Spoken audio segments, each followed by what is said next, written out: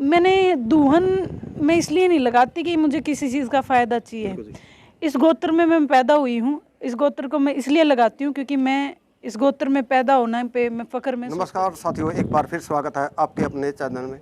इस टाइम मेरे साथ मौजूद है हरियाणा की जो क्रांतिकारी महिलाएं, किसान आंदोलन की बात करें या महिलाओं के लिए जो खिलाड़ियों के लिए लगातार धरने प्रदर्शन पर गई, सोनिया दून हमारे साथ है। सोनिया जी नमस्कार जी। राम राम भाई।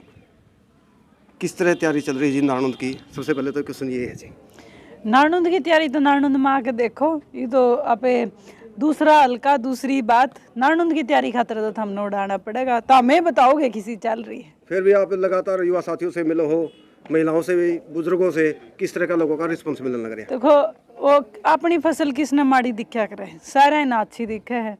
बाकी भाई या तो जनता का प्यार है, लोग मेरे ताऊ चाचे दादियाँ का प्यार है।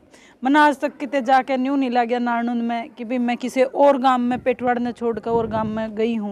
मैंने बहुत प्यार मिला है, वो हमेशा माता बहन ताऊ चाचे दादियाँ का मैंने बहुत स्नेह मिला। सोनिया जी, आप सोनिया के पीछे दुल्हन लगाओ हो, दुल्हन का कितना फायदा होगा जी? दुल्हन के कितने अपने गाँव है नारनौंद में? मैंने दुल्हन मैं इसलिए नहीं लगाती कि मुझे किसी चीज़ का फ़ायदा चाहिए।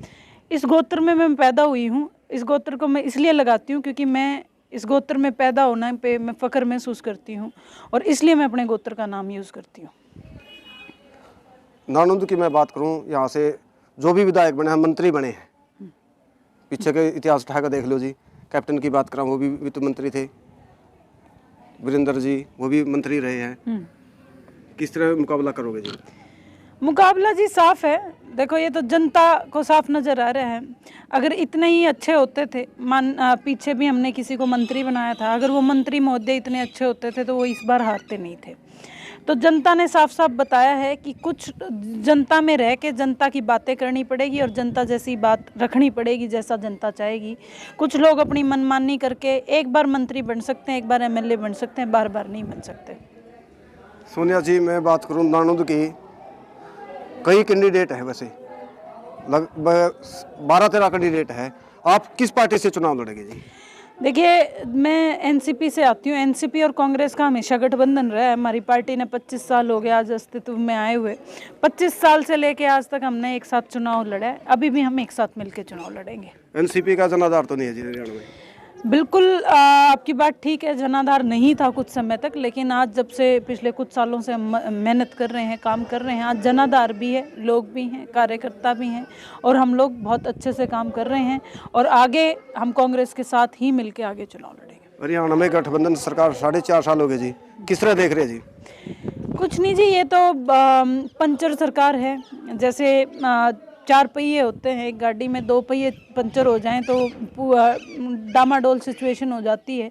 उसी तरीके से आज प्रदेश की स्थिति आप देख रहे होंगे। ना युवा को नौकरी है, ना महिला को सुरक्षा है, ना पढ़ने वाले बच्चों को पढ़ाई है, स्कूल बंद हो रहे हैं। तो ये लचर व्यवस्था है, ये नाकामयाबी है इस सरकार की। हर तरीके से इस प्रदेश में हाय त्राहिमाम मचा हुआ है। प्रदेश में जिस तरीके से भी देखो, ना किसान का मेरा वर्ग सुखी में है, ना महिला सुखी में है। उसके ऊपर सबसे बड़ी बात आप आज स्टेज पे भी बात कर रहे थे, जिन्होंने सरपंचों को नहीं बख्शा तो वो बख्शेंगे किसको?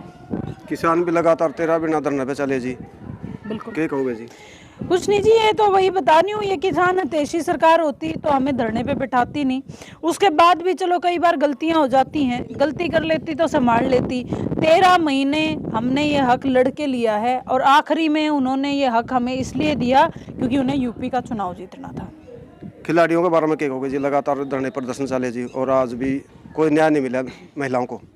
देखिए किसान और कमेरे वर्ग से बच्चे ज़्यादातर खेलों में ही आगे जाते हैं क्योंकि पढ़ाइयाँ इतनी महंगी हैं कि हम बहुत ज़्यादा पढ़ के बहुत आगे कुछ कर नहीं पाते हैं पढ़ाई में। कुछ ही लोग आगे बढ़ पाते हैं, ज़्यादातर हमारे बच्चे खेलों में आगे जाते हैं। पहला इन्होंने आप खेती तो मारे, मजदूर मारा, किसान मारा, फिर इनके न्यू हो गए, इनके बालक बच रहे हैं, इन्हें बालका ने भी मार दो तो इन्होंने अपने बालक टारगेट करने शुरू कर दिए, अपने खिलाड़ी टारगेट करने शुरू कर दिए। युवाओं की मैं बात करूं तो रोजगार के लिए एक 4 साल की जो अग्निपथ योजना निकाली है उसको लेकर के होगा जी? मैं एक बात कहना चाहूँगी सरकार को कि ये लोग हर किसी को एक गुंडा बदमाश बनाना चाहते हैं। 4 साल की एक बच्चा 18 साल का सेना में जाएगा, 22 साल का बाहर आ जाएगा, आप उसको पिस्तौल सिखा दोगे, उसको बंदूक चलाना सिखा दोगे, वो क्या करेगा आके? भाई आप इस बारे में सोचो, देश की सुरक्षा, देश के आंतरिक हालात कैसे हो जाएंगे जब इतनी संख्या में युवा को पिस्तौल चलाना, बॉम्ब हैंडल करना या असला बारूद चलाना आ जाएगा तो क्या होगा? आप खुद सोच सकते हैं, मुझे कहने की ज़रूरत नहीं है किस तरीके से हाहाकार मच जाएगा देश के अंदर। पंचायत की बात करूं तो हरियाणा में पढ़े लिखे सरपंच मेंबर होने चाहिए, जिला परिषद होने चाहिए, लेकिन एक विधायक MP के लिए कुछ भी कोई शर्त नहीं है। होनी चाहिए, होनी चाहिए और बिल्कुल होनी चाहिए। मैं इस बात के समर्थन में हूँ।